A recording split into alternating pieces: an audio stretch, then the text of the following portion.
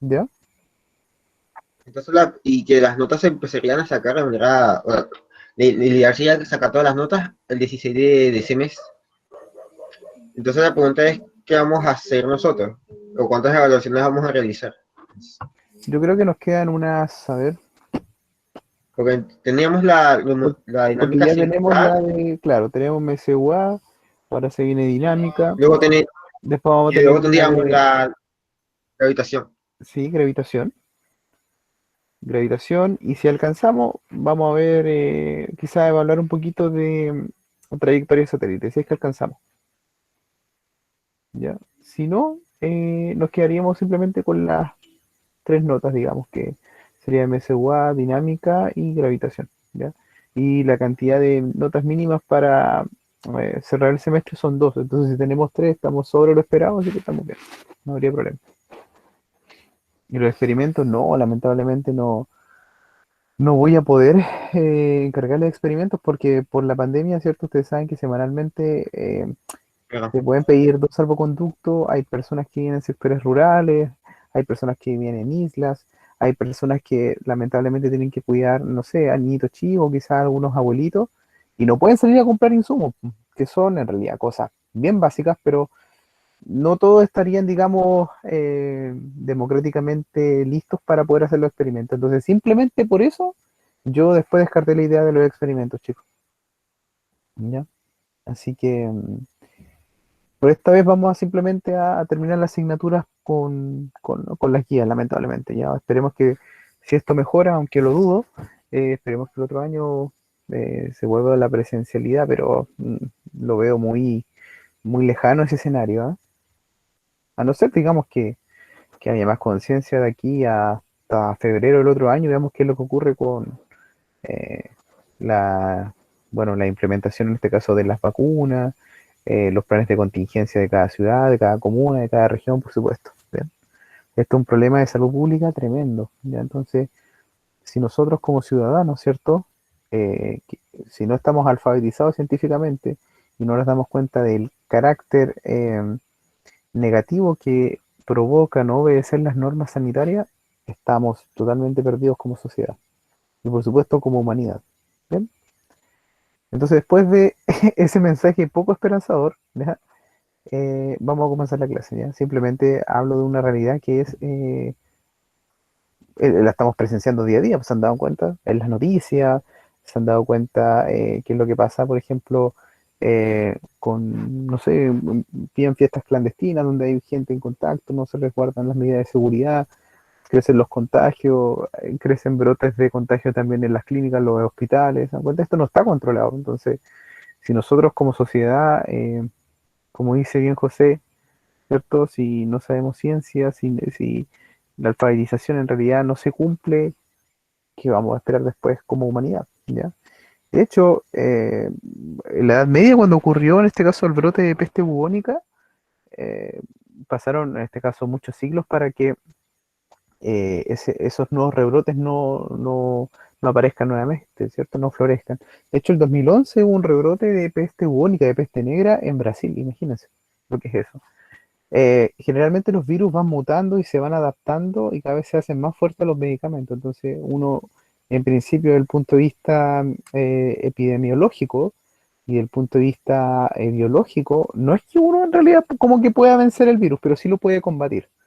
Entonces, estamos hablando desde el 1500 hasta ahora, el virus de la peste bubónica ha ido mutando constantemente y va a ser lo mismo que va a pasar con el coronavirus más adelante. Ya, de hecho, prácticamente algunos artículos científicos hablan de que este es un coronavirus mutado de una cepa del 2011 aproximadamente, ¿ya? Entonces, se crean antibióticos y por supuesto, obviamente vacunas para poder combatir estos virus, pero que en general los podamos matar este virus a lo largo del mundo sería prácticamente imposible. Lo que sí podemos hacer es combatirlo, ¿ya? Y lo curioso es que desde el punto de vista biológico, por ejemplo, se comienza a hablar de vida cuando hablamos de la célula. De la célula en adelante uno dice que hay vida. Entonces el virus en realidad no es que en realidad desde el punto de vista biológico esté vivo, es como que es algo muerto que ataca. ¿Ya? Entonces eso es bien interesante de analizar. Ok, ya estimados. Antes de comenzar con la dinámica, les voy a mostrar un video de una profesora de física del MIM, que es el Museo Interactivo Mirador, que queda en Santiago, que es un museo espectacular al cual todavía no he tenido la fortuna de asistir. Quién sabe, quizás el otro año, si esto mejora, podamos pegarnos una vuelta para allá y visitar en este caso este museo, porque es, bueno, desde el punto de vista científico y tecnológico, es maravilloso, ¿ya? Entonces, lo que hace la profesora, obviamente, es invitar a los estudiantes que con copas de cristal y pelotas de ping-pong puedan hacer girar, en este caso, las copas de cristal, y dentro de estas, las pelotas de ping-pong pueden girar circunferencialmente sin salirte, en este caso, de las copas, ¿no?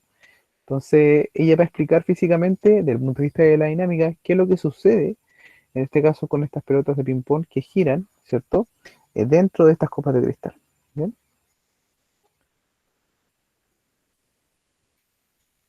Claro, exactamente.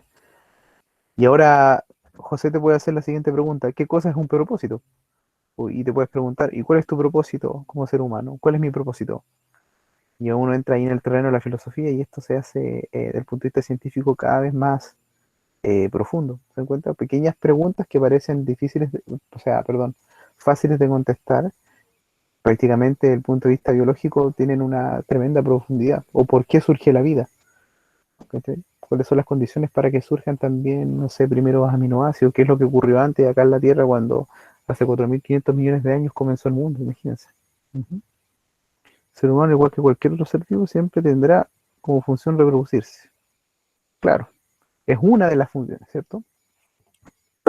Pero eso es, más que todo, tiene un propósito de programación anatómica, ¿cierto?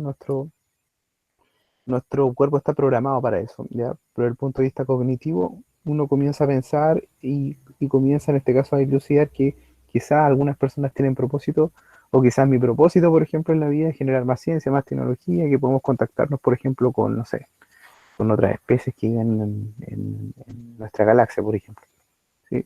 Eso es lo importante y lo bonito, es como eh, tratar de generar propósitos en la vida. Eso es, desde el punto de vista filosófico, importante. Claro. ¿O por qué perdió Chile? No, pero Chile perdió porque le anularon un penal. Eso es impresentable. En Montevideo es difícil que cobren los penales. Es como cobrar penales en el Estadio River en Argentina. ¿Ya? Bien. Ya, chicos, ahora les voy a mostrar el video. Disculpen, me fui un poco disperso con esos comentarios. Ya. Entonces, vamos con la colega de física. De un momento, quiero subir el audio. ¿Cómo les fue en el Sí, sí, deme un segundo, a ver. Voy a sacar mi micrófono para que no haya interferencia. A ver. Pum, pum.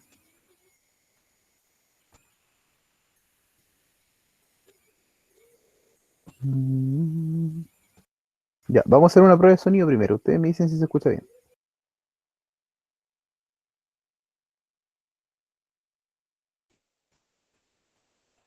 Hola, ¿cómo están? ¿Cómo les fue en el desafío de esta semana? Espero que hayan podido lograrlo. Lo que vamos a ver ahora es... ¿Todo bien? No sé Se por escuchaba qué, yo lo escuché doble. Lo escuché doble. bien, pero fue por el micrófono que se comenzó a hablar. A ver, espera. Sí, ya, de nuevo, déjole. es la explicación científica que permite realizar este desafío. Pero antes, Ahora sí, se escucha bien. hola, ¿cómo están? ¿Cómo les fue en el desafío de esta semana? Espero que hayan podido lograrlo. Lo que vamos a ver ahora es la explicación científica que permite realizar este desafío. Pero antes, quiero que observen lo que ocurre cuando yo giro la pelotita que está dentro de esta copa. Ahora imagínense que repentinamente la copa desapareciera. ¿Qué va a pasar? La pelota va a salir disparada probablemente hacia ustedes. ¿Por qué ocurre esto? Al yo producir este movimiento, el vaso está ejerciendo una fuerza en esta dirección hacia el centro sobre la pelota. Eso se conoce como una fuerza centrípeta. Algo similar ocurre con este audífono. El cable está ejerciendo una fuerza que hace que el audífono mantenga este movimiento circunferencial. Si no existiese, el audífono seguiría su camino probablemente en dirección a ustedes. Esto tiene relación con la primera ley de Newton o la ley de inercia. Un cuerpo va a tender a mantener su estado de movimiento uniforme o de reposo a menos que una fuerza lo altere. Además de la fuerza centrípeta que empuja la pelotita hacia el centro, existe otra fuerza presente, que es la fuerza centrífuga. La fuerza centrífuga, una buena manera de verlo como ejemplo, es imaginarse que van en un auto y que este auto toma una curva. Si tomase la curva y doblase a mi izquierda, uno tendería a irse en esa dirección. Ahora, si yo golpeara la puerta del automóvil, yo voy a sentir que me está devolviendo hacia el otro lado. Por un lado, siento la fuerza centrífuga y la fuerza centrípeta que ejerce la puerta del auto sobre mí me está devolviendo. La fuerza centrífuga generalmente se conoce como una fuerza ficticia o una fuerza de inercia. Está dada solamente por mi tendencia a mantener la misma dirección que yo quise llevar. Por lo tanto, necesito otra fuerza que lo altere. Centrífuga, centrípeta, hacia afuera y hacia adentro. Al realizar este movimiento, tengo una fuerza centrípeta, tengo una fuerza centrífuga que está sintiendo la pelota y además tengo fuerzas de fricción que van a depender de qué tan rápido estoy realizando este movimiento. Y es precisamente esta combinación de fuerzas la que logran permitir realizar nuestro desafío.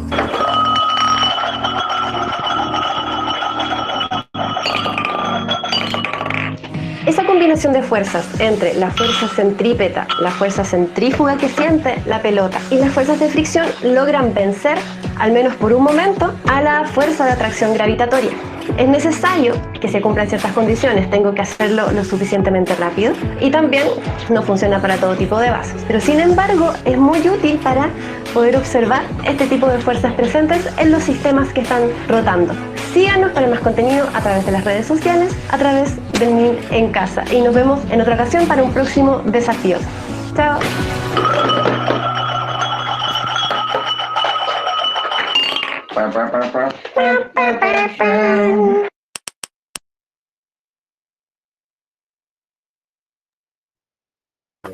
Bien, ¿qué les pareció el video? Interesante. Buenardo. ¿Cierto? Buenardo. Muy bien. Bueno, ahí lo que hacía la profesora en este caso era prácticamente explicar, ¿cierto?, cuáles son las fuerzas que obviamente interactúan con la pelota para que siempre, ¿cierto?, trate de experimentar en este caso un movimiento circular dentro de la copa, ¿verdad? Eso ya explicaba que ahí está la interacción relacionada con obviamente la fuerza gravitacional que quiere que el objeto caiga. Sin embargo, en este caso también están involucradas la fuerza centrífuga, la fuerza centrípeta y por supuesto también la fricción que hay en este caso con la interacción entre la pelota y obviamente la copa de cristal, ¿ya? Entonces, ¿qué o cómo surge? Uno podría preguntarse, este movimiento circunferencial surge debido a fuerzas y esas fuerzas son las que expliqué hace un rato y las que explicó también la colega, ¿verdad? Entonces nos damos cuenta que la dinámica, a diferencia de la cinemática circular, explica por qué se mueven los objetos. Y ese por qué o cómo surge el movimiento, en otras palabras, la génesis, surge en base a fuerzas. ¿Bien? Entonces, quería en este caso recordar el propósito de la dinámica y exclusivamente, obviamente, desde el punto de vista físico también, la dinámica circular para que, obviamente, recordemos un poquito en qué consistía este tipo de fenómeno. ¿Ya? Entonces ahora vamos a comenzar a resolver la guía. Ya chicos, entonces, ¿la fuerza centrífuga se puede dar a nivel de una galaxia? No, no, a nivel de galaxias generalmente todo lo que está orbitando alrededor del centro, obviamente experimenta una fuerza centrípeta hacia el centro, ¿ya? Generalmente para que ocurran fuerzas centrífugas se necesitan en este caso rotaciones mucho más intensas, ¿ya? Entonces a nivel de galaxia en principio, si la comparamos con la fuerza centrípeta, no tendría la misma magnitud. Buena pregunta. Ok, es lo mismo que pasa, por ejemplo, con la rotación de los cuerpos celestes alrededor del Sol. Se dan cuenta que siempre están girando en órbitas estables. pero generalmente, ¿qué es lo que pasa, por ejemplo, con las lunas, los satélites, por ejemplo, de los distintos planetas? Siguen orbitando alrededor de igual de los planetas y a su vez todo el conjunto alrededor del Sol. Claro, generalmente. Lo que pasa es que mientras más masivo, en este caso sea el objeto, más te va a costar sacarlo de su estado de reposo o más te va a costar en este caso detenerlo si está ya en movimiento. Entonces, generalmente las fuerzas centrífugas se originan bajo ciertas condiciones, ¿ya? Mientras más masivo sea el objeto, es más difícil en este caso provocar ese tipo de fuerza, ¿ya? Y en realidad está relacionado con la primera ley. Buena pregunta. Profe, ¿cómo ¿Sí? surge la fuerza, la, bueno, la contraria a la fuerza centrífuga?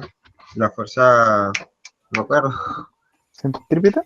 centrípeta, ajá. La fuerza centrípeta en este caso surge cuando la partícula, ¿cierto? O lo que se esté moviendo a lo largo de un círculo, ¿ya?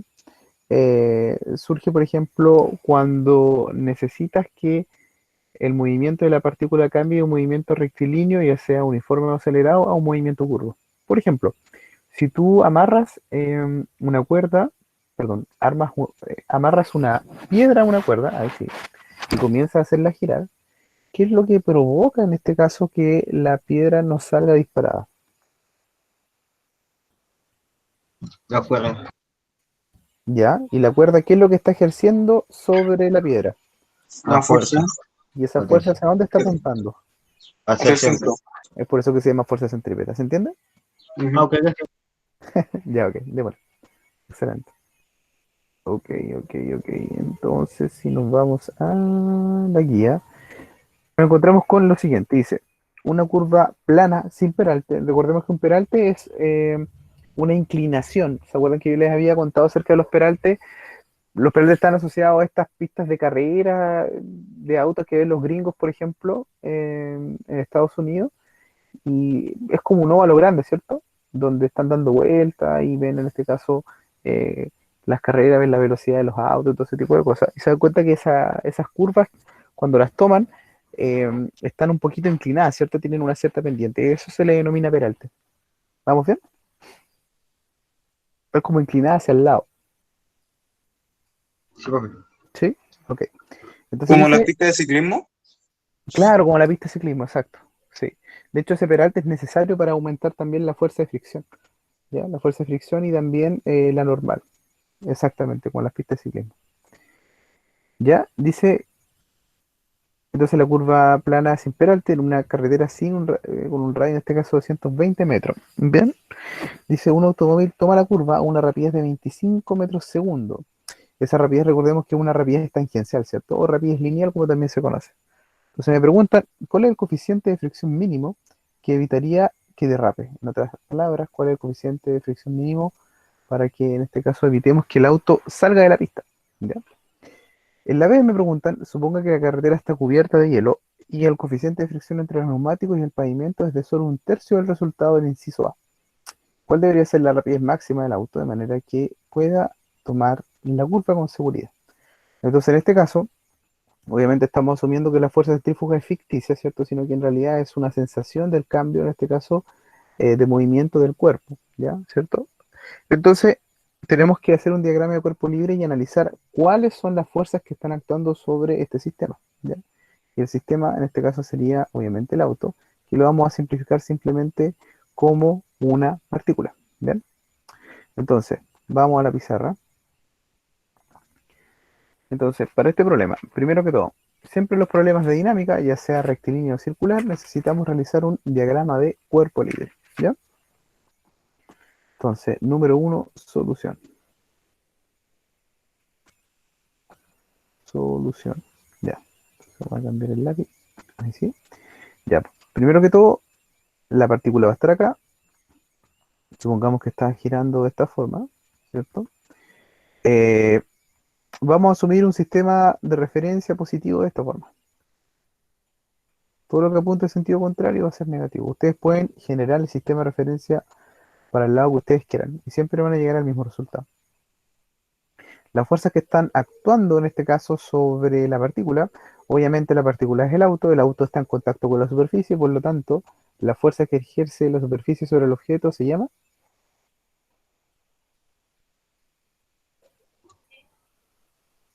La fuerza normal. Muy bien, la fuerza normal que apunta hacia arriba. Por supuesto, el auto está en la superficie, algo lo tiene en el suelo aferrado. La gravedad. La gravedad, muy bien. La fuerza de gravedad que apunta hacia abajo, que va a ser m por g. Y por supuesto, el auto está dando esta curva, ¿cierto? Entonces no queremos que derrape, es decir, no queremos que el auto se mueva hacia allá. No queremos que se mueva hacia allá. Por lo tanto, si no Sí. queremos que se mueva hacia allá y derrape, la fuerza de roce tiene que ir en el sentido contrario, ¿cierto? Ujú. Ustedes pueden dar la orientación del dibujo que ustedes quieran, lo pueden hacer para el otro lado también, como ustedes quieran, no hay problema. Perfecto. Obviamente la fuerza centrífuga es una sensación, en este caso, que experimenta la partícula una vez que se mueve por la circunferencia. Entonces, estas en principio serían las tres fuerzas que están actuando aquí. ¿Bien?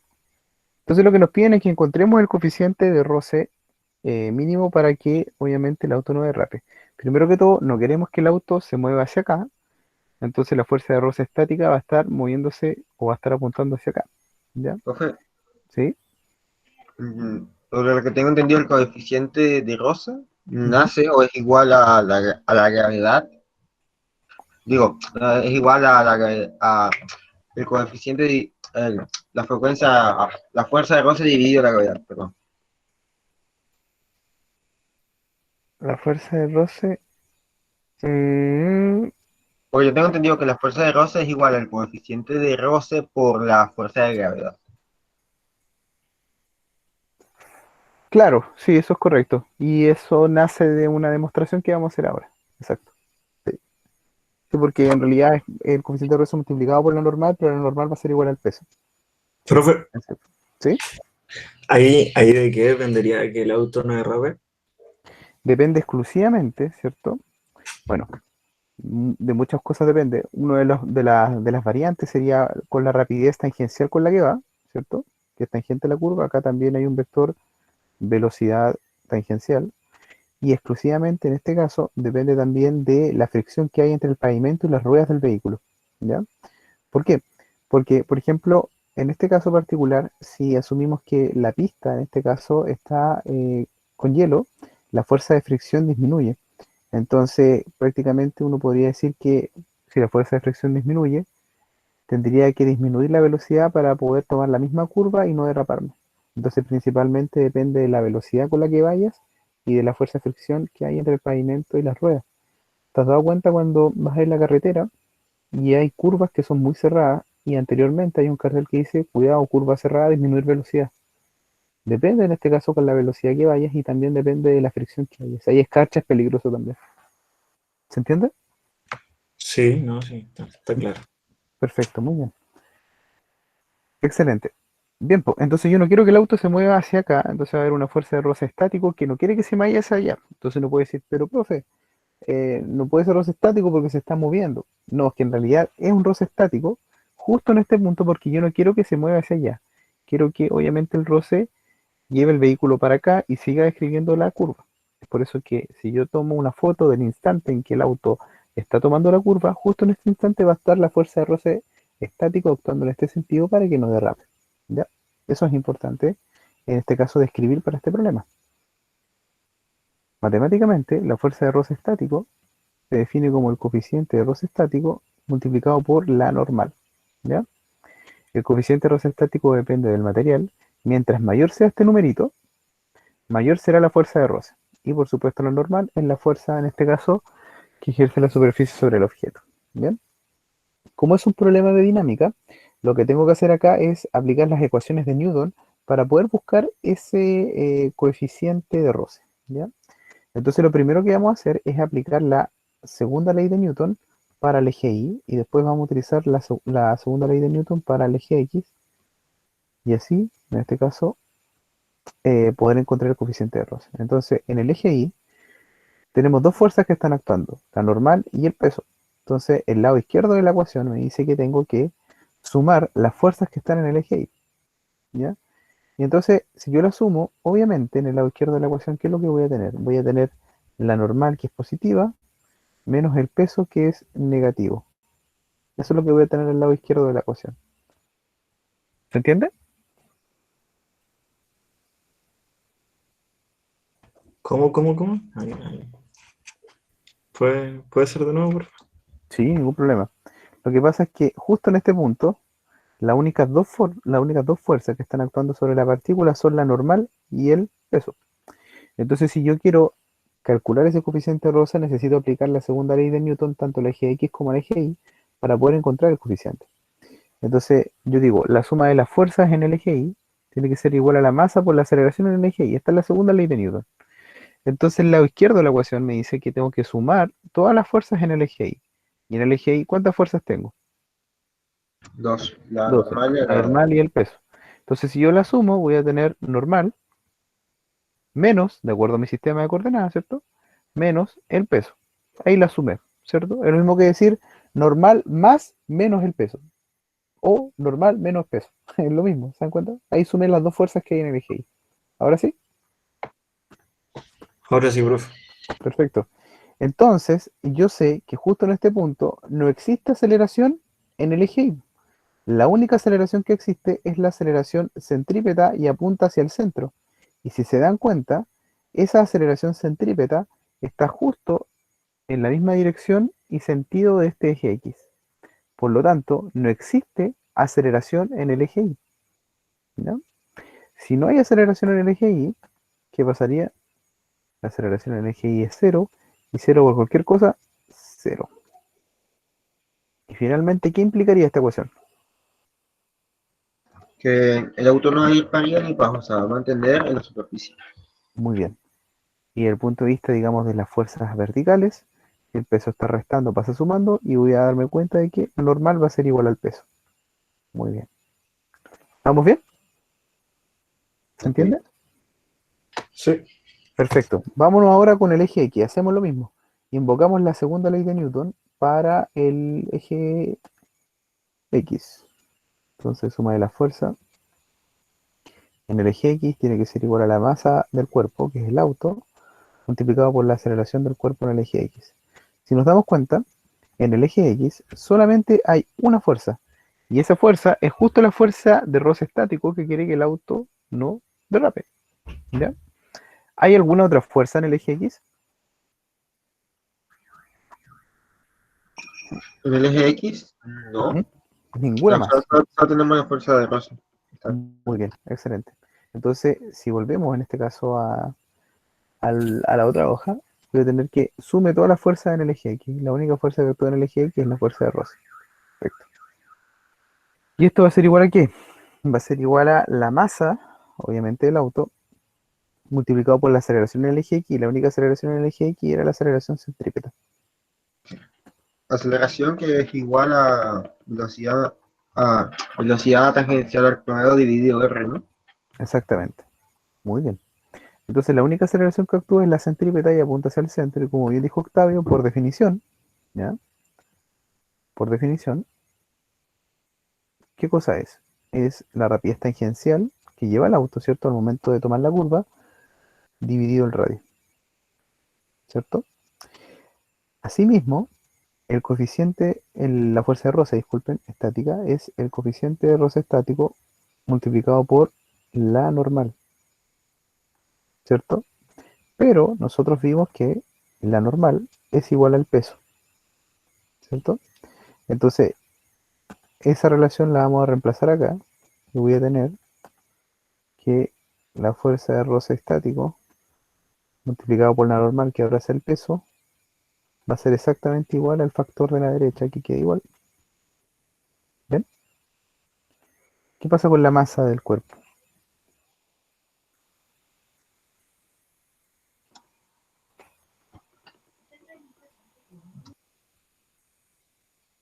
No se descarta las 2M, profe. Exactamente, se simplifica. Y ahora, esta g que está multiplicando pasaría dividiendo y voy a poder despejar el coeficiente de roce, que es la incógnita. ¿Se dan cuenta? Entonces el coeficiente de roce va a ser b cuadrado dividido g por r. Entonces, Entonces, sí, dígame. esto es una fórmula que podemos aplicar de manera universal. Sí, por supuesto. Sí, exactamente. De hecho, eso es lo que acabamos de mostrar ahora. ¿De qué depende el coeficiente de roce? Depende, en este caso, de la rapidez que yo tenga, depende obviamente de la aceleración de gravedad y también, por supuesto, de el radio, ¿cierto? De la curva que yo estoy tomando. ¿Bien? Entonces, ¿qué es lo que voy a tener? Voy a tener la rapidez, ¿cierto? Que eran 25 metros por segundo. Todo esto va a estar al cuadrado. La gravedad, que son 9,8 metros por segundo al cuadrado. Y el radio, por supuesto, son 220 metros. Bien, llevan eso a la calculadora y aproximadamente les va a dar 0,29. ¿Qué unidad tiene el coeficiente de roce? Ninguna. Ninguna, es simplemente un número. Mientras más grande sea este numerito, más grande el coeficiente de roce y más grande va a ser la fuerza de roce. Mientras más pequeño sea este número, obviamente, más pequeño el coeficiente de roce y más pequeña la fuerza de roce. El coeficiente de roce, entonces la resistencia, ¿no? El coeficiente de roce en realidad es una constante de proporcionalidad que desde el punto de vista físico es una constante que obedece a las propiedades de cada material. Me explico. Por ejemplo, si tú con argumentos de dinámica teórica lo llevas a la experimentación y calculas, por ejemplo, el coeficiente de roce de la lija y el vidrio, al momento de hacer el experimento, por ejemplo, de soltar en un plano inclinado un carrito en una superficie que tiene lija y en otro experimento hacerlo en el mismo plano inclinado, pero en vez de lija que tenga en este caso vidrio, por ejemplo, te vas a dar cuenta que el coeficiente de roce, es decir, las propiedades del roce entre la interacción de las ruedas del carrito con la lija y la interacción de las ruedas del carrito con el vidrio, obviamente te va a dar una fuerza de roce mayor en la lija que en el vidrio. Y como sabes que la fuerza de roce es proporcional al coeficiente, tú lo vas a poder calcular también y te vas a dar cuenta que ese valor numérico del coeficiente de roce estático o cinético, cual sea en este caso para la lija, va a ser mayor que el del vidrio. Depende en este caso del material, Ok. exclusivamente. Ujú. De hecho, ustedes, por ejemplo, se van, no sé, yo me acuerdo que el semestre pasado les entregué una literatura de física, vayan a la parte de dinámica, exclusivamente vayan a la parte, en este caso, de fuerza de roce, y ahí hay tablitas, digamos, que están tabuladas para los distintos coeficientes de roce dependiendo del material. Mientras más fricción o imperfecciones tenga una superficie, mayor roce va a tener y mayor coeficiente va a tener. ¿Ya? Buena pregunta. ¿Ya? De hecho, el hielo, si tú los comparas, por ejemplo, con materiales más ásperos, tiene un menor coeficiente de roce y por lo tanto una menor fuerza de roce. Es por eso que es prácticamente imposible caminar en el hielo, ¿no? Uno se resbala, obviamente, a cada rato. Por lo tanto, nosotros tenemos la posibilidad de caminar gracias a la fuerza de roce, porque nosotros queremos movernos hacia adelante y la fuerza de roce, es decir, el contacto de las suelas con el cemento, apunta en sentido contrario y gracias a eso podemos caminar. ¿Qué es lo que pasa en el hielo? Prácticamente la fuerza de roce es despreciable y nos caemos a cada rato y no se puede. Entonces, por eso tenemos que utilizar en este caso patines, ¿cierto? Que gracias a nuestros pesos, la cuchilla se hunda un poquito en el hielo, ¿ya? Y al hundirse las cuchillas de los patines en el hielo, hacemos que podemos en este caso patinar y generar una fuerza de fricción mayor. ¿Se entendió? Sí, pues. Perfecto, muy bien. Excelente. Y ahora me preguntan en el inciso B, dice, suponga que la carretera está cubierta de hielo y el coeficiente de fricción entre los neumáticos y el pavimento es solo de un tercio del resultado del inciso A. Es decir, si ahora tengo hielo, como les dije anteriormente, la fuerza de roce disminuye, por lo tanto el coeficiente de roce también disminuye. Entonces me preguntan ahora, ¿cuál debería ser la rapidez máxima del auto de manera que pueda tomar la curva con seguridad? En otras palabras, esta nueva velocidad, si ahora obviamente la curva está con hielo o con escarcha, esta nueva velocidad tendría que ser menor a 25 metros por segundo, es decir, menor al inciso anterior. Pues no, porque en teoría, la, si el coeficiente va a ser menor, la fuerza de fricción va a ser menor también. Entonces va a tener, por así decirlo, va a haber la fuerza que enganchaba al auto va a ser menor y este debería ir más rápido. Entonces, si la curva está escarchada, tengo que tomar una velocidad mayor al inciso anterior para no derraparme. No, no menor, no menor, no menor. Eso, muy Yo, bien. yo escuché si la velocidad iba a ser mayor o menor. Ujú, sí, quizás yo me equivoqué, lo siento. Quizás yo me equivoqué, quién sabe, de repente hablando no se da cuenta. Eh, entonces, tenemos que predecir qué es lo que pasa cuando la pista está escarchada. Obviamente, hay que tomar la curva con mayor cuidado. Entonces, nuestra rapidez tangencial tiene que ser menor a la del inciso anterior. Es decir, tenemos que llegar a una rapidez tangencial menor a 25 metros por segundo. ¿Ya? Ok, perfecto. Entonces, ¿qué es lo que va a pasar? Sabemos, ¿cierto? Que nuestro nuevo coeficiente de roce estático, que va a llevar coeficiente de roce estático 2, va a ser el coeficiente de roce estático 1 dividido por 3. Es decir, disminuyó 3 veces, entonces lo divido por 3. ¿Ya? Asimismo, si yo quiero encontrar, por ejemplo, cuál va a ser la nueva rapidez, tengo que reciclar esta ecuación que demostré hace un momento. ¿Por qué?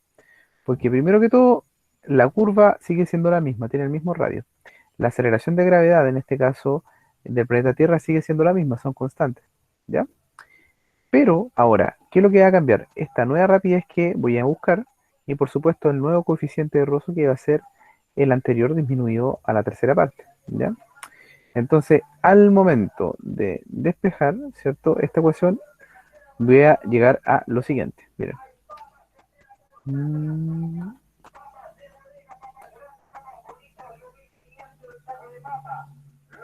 Ya.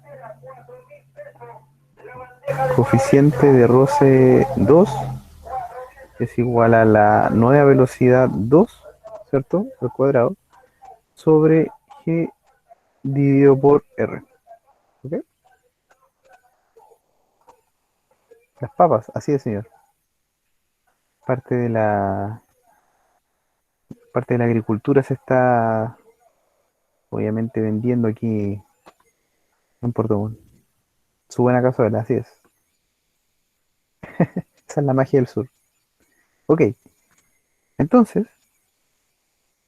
esto sería lo mismo que esta nueva velocidad que llamé velocidad 2, ¿ya? Va a ser lo siguiente, velocidad 2, este g y esta r que están en este caso dividiendo pasa multiplicando, entonces va a ser el nuevo coeficiente de roce, ¿cierto? 2 multiplicado por g multiplicado por r, y todo esto bajo una raíz cuadrada, ¿cierto? En otras palabras voy a tener el coeficiente de roce 1 dividido por 3, porque eso es el coeficiente de roce 2, y todo eso va a estar multiplicado por g y todo multiplicado por r. Ahí está.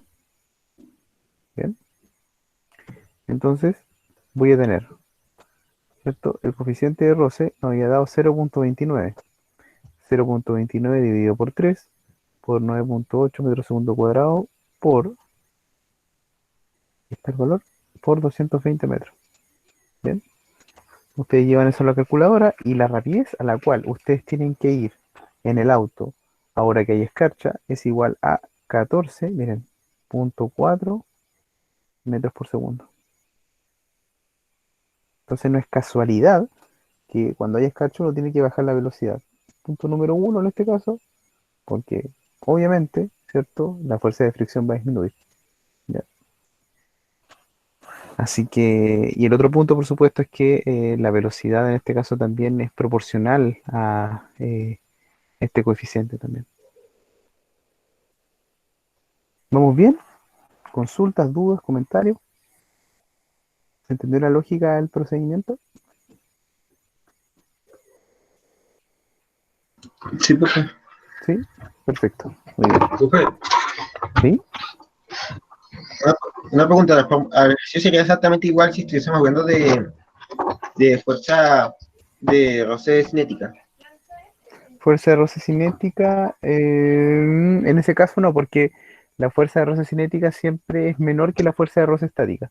Y en este caso lo que tú quieres calcular es la fuerza de roce estática para que el vehículo no derrape, es decir, no se mueva en dirección contraria a la curva que estás describiendo. Por lo tanto, si sabemos que la fuerza de roce cinética es inferior a la fuerza de roce estática, va a tener un valor diferente.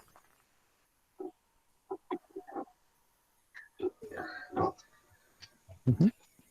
Ok, perfecto, gracias. Sí, no hay problema. Bien.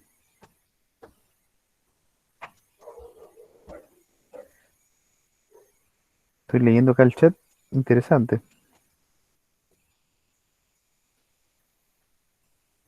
Roce de las papas. Sería distinto si la papa está lavada o sigue con tierra. Si la papa está limpia, tendría un roce menor que estuviera cubierta de la tierra. Yo diría que mayor. ¿Por qué? Igual depende si la tierra está seca o mojada. Sí, generalmente, digamos, como les decía, la fuerza de roce dependen del coeficiente, exclusivamente del material. ¿Ya? El señor Luna preguntaba por un trabajo. Ya envié un trabajo, caballero. Tiene que ponerse al día. Si es que no lo ha enviado, señor Cristóbal. Y ahora se vienen 2 guías más, y con esas 2 guías más estaríamos listos y tendríamos 3 guías en total para el segundo semestre. Mm, ujú. La tierra mojada es como jabón. Así es. Hay una mayor fuerza, hay una, en este caso, menor fuerza de roces y obviamente la tierra se moja. Es lo mismo que pasa, por ejemplo, cuando está mojada la carretera, ¿ya? Es difícil en este caso frenar de igual forma si estuviera seca. De hecho, el auto derrapa y se desplaza con los neumáticos en reposo por varios metros y eso puede generar un terrible accidente, ¿ya? Si hay poca visibilidad, peor aún. Como creo que hoy día en la madrugada hubo un terrible accidente en la ruta 5 Sur. Ujú. Pero no sé, creo que fue por poca visibilidad más que por un terreno escarchado, mojado. No tengo mucho conocimiento, lo vi ahora en la mañana, qué terrible. Bien, eh, excelente. Muy bien, a ver, dejemos planteado o tratemos de hacer rápido el problema 2. Esta guía tiene simplemente 6 ejercicios y la guía va a tener 6 ejercicios también. Dice, vamos a compartir.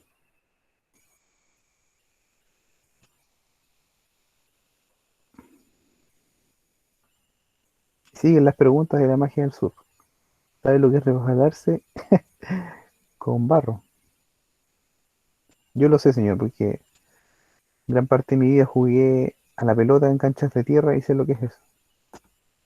Bien. Sí. Un avión describe un rizo, es decir, una vuelta, un loop o un círculo de 150 metros de radio. La cabeza del piloto apunta siempre hacia el centro del rizo, o sea, el centro del círculo. La rapidez del avión no es constante, es mínima en el punto más alto, ¿se acuerdan que eso lo habíamos visto? Y máxima en el punto más bajo. Letra A. En la parte superior el piloto experimenta ingravidez. Es como que justo en la parte alta, ¿cierto? Del rizo, la cabeza del piloto apunta hacia abajo, su cuerpo apunta hacia arriba, pero al experimentar ingravidez significaría que él se comenzaría a despegar de su asiento. En este caso, experimentamos ingravidez cuando, en este caso, prácticamente la fuerza normal se hace cero. ¿Ya? ¿Ok? Ok, entonces, siguiendo con el problema, dice, ¿qué rapidez tiene el avión en este punto? En el punto más alto. Después en la parte inferior, la rapidez del avión es de 280 kilómetros por hora. ¿Qué peso aparente tiene el piloto aquí? Y dice que el peso real del piloto es de 700 newton. Ya, vamos con el problema entonces. Ok, vamos a compartir entonces la pizarra virtual. Y en la pizarra virtual, ok, vamos. Problema número 2. Entonces en el punto más alto estamos resolviendo la letra A. En el punto más alto del rizo, aquí va a estar el piloto, ¿cierto? Como va a experimentar ingravidez, prácticamente se está despegando de su asiento y obviamente lo que va a sentir es una fuerza gravitacional.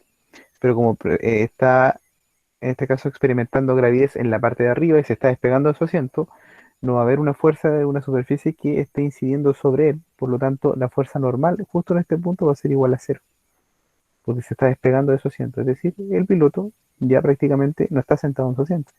Entonces la fuerza normal que también apuntaba hacia abajo, que era la fuerza que ejercía el asiento sobre él, es cero. ¿Ya? Por supuesto, vamos a definir un sistema de coordenadas de esta forma, ¿ya? Positivo hacia abajo. La aceleración centrípeta va a apuntar también hacia abajo. Bien, entonces, lo que nos piden calcular en este caso es la rapidez del avión en ese punto. Entonces, obviamente, por dinámica, la sumatoria de las fuerzas en el eje Y tiene que ser igual a la masa por la aceleración en el eje Y. Bien, perfecto. Entonces, la única fuerza, ¿cierto?, que está en este caso actuando, ¿cierto?, en el eje Y sería el peso, que apunta hacia abajo, y de acuerdo a nuestro sistema de coordenadas, ¿cierto?, ese peso es positivo. Bien, y eso va a ser igual a la masa por la aceleración en Y, que es justo la aceleración centrípeta, al igual que en el ejercicio anterior. ¿Qué es lo que pasa con las masas? Se simplifican. Muy bien, se simplifican. Y va a quedar que la gravedad va a ser igual a que a la aceleración centrípeta, es decir, b cuadrado sobre r. A nosotros nos están pidiendo la rapidez, ¿cierto? Donde va a ser simplemente la raíz de g sobre r. La raíz de g por r, disculpe. Raíz cuadrada de 9.8, ¿cierto?, metro segundo cuadrado, y todo eso multiplicado por el radio, que para este problema eran 150 metros, si no mal recuerdo. Bien, entonces, ¿de qué depende la rapidez?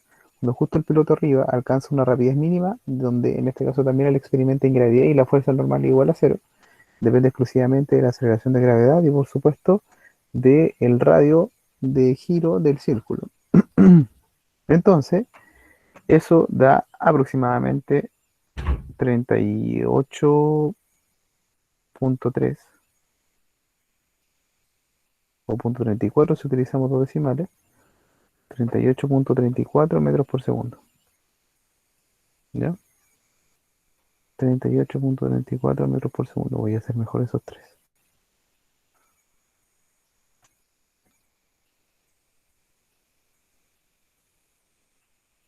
Bien, listo. Esa es la rapidez mínima que alcanza el piloto justo en el punto más alto. Bien.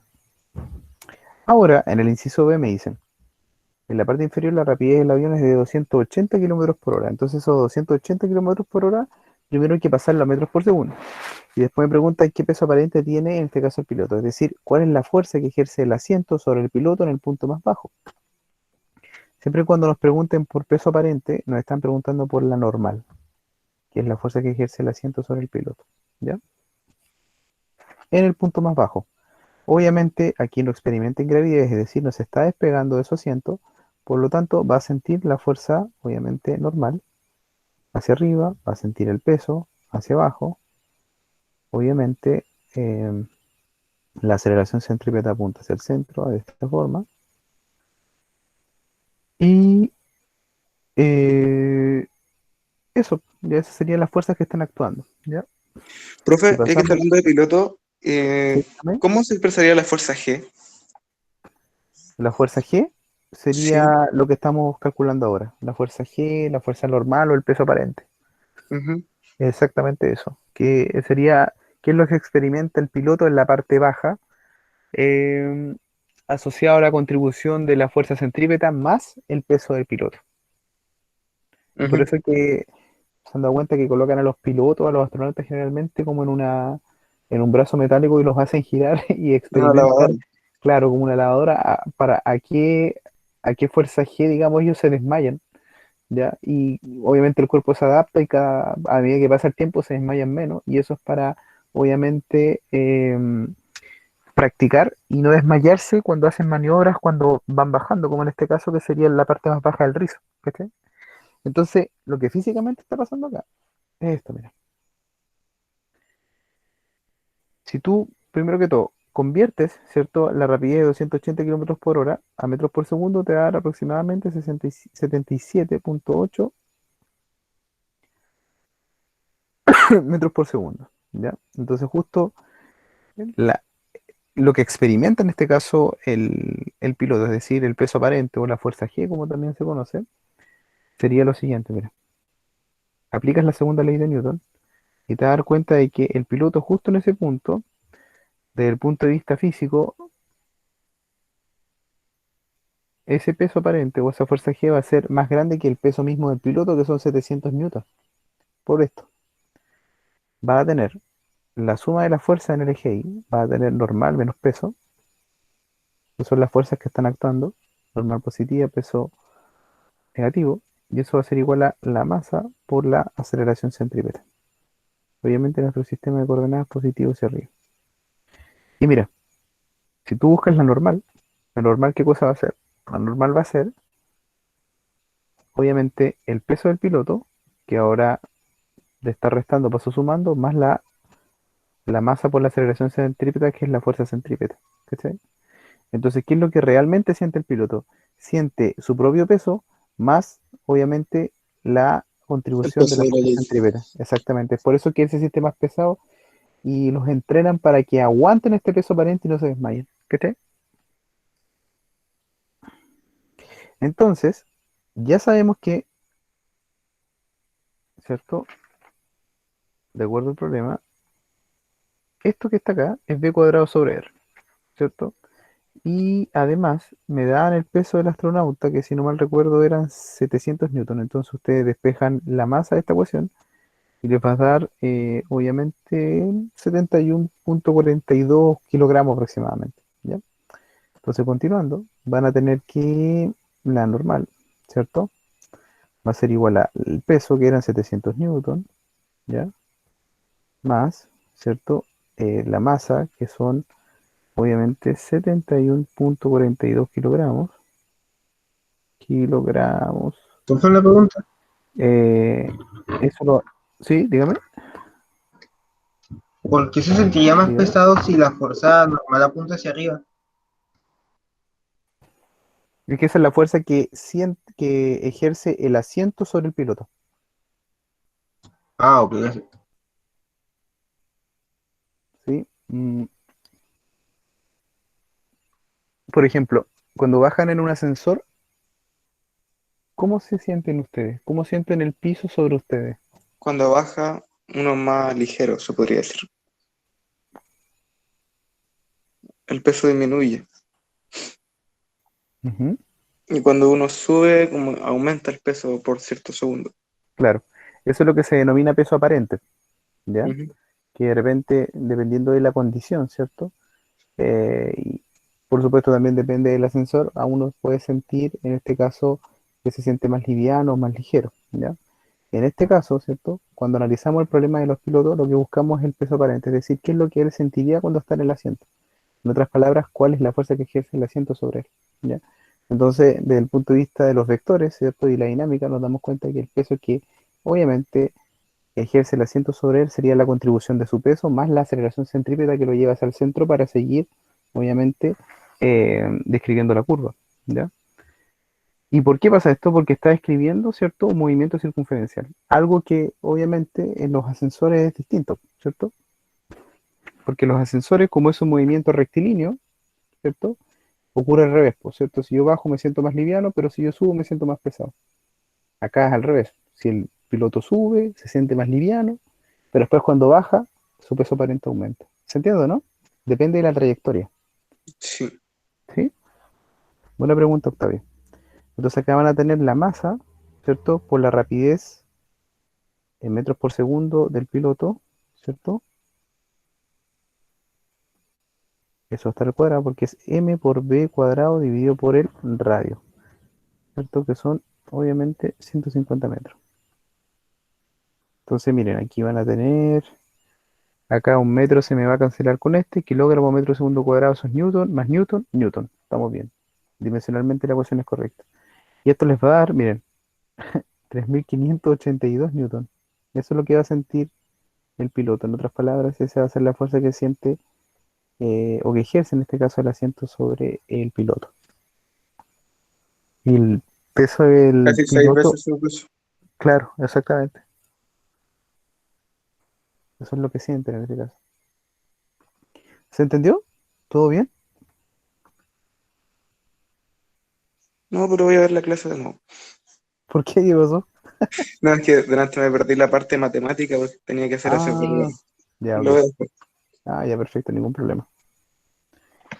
Profe, ¿cuál es el denominador de 77 metros segundos elevado al cuadrado? El numerito que está Discúlpame, abajo. 150 metros el radio. Sí, 150 Ok, metros. Ujú. ok.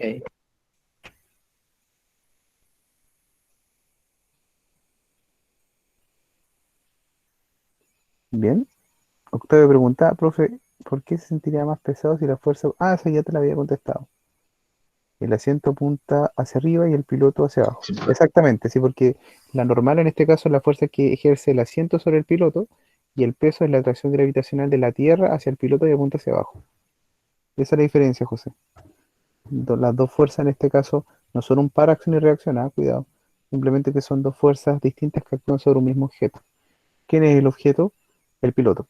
¿Ya? Qué bueno que esta clase no la está escuchando un sociólogo, porque si me escuchara, o un antropólogo, que una persona es una Mal que el partícula, piloto no era mujer.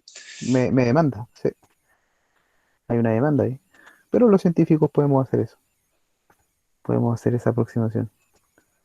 Y los estudiantes que estudian ciencia también. Claro. Bueno, ahí no lo sé. Mejor dejemos de opinar, o si no, alguno de nosotros va a amanecer muerto en su casa. ¿Quién sabe? Eso, estimados, ya. Espero que les haya gustado la clase. Espero que hayan aprendido mucho. Y la próxima semana vamos a Profe, terminar este guía. Dígame. en el caso de un objeto en caída libre, una persona en caída libre, ¿Sí? la fuerza normal sería lo que lo terminaría destruyendo, ¿no? Cuando cae finalmente ante el piso, no sé. Claro, si toca la superficie ahí, obviamente va a existir una fuerza normal que Ujú. va a interactuar en este caso con el cuerpo. De hecho, la fuerza con la que el cuerpo cae va a ser la misma con la que el piso interactúa con él. Ahí hay un par acción y reacción. Y en el impacto, la interacción en este caso, debido a la velocidad que traía el cuerpo, claro, es irremediablemente una interacción lamentable. Exacto. Sí, Lamentable. sí, así es. Eso, estimados, que les vaya muy bien, Ok. que tengan un buen fin de semana. Gracias, profe.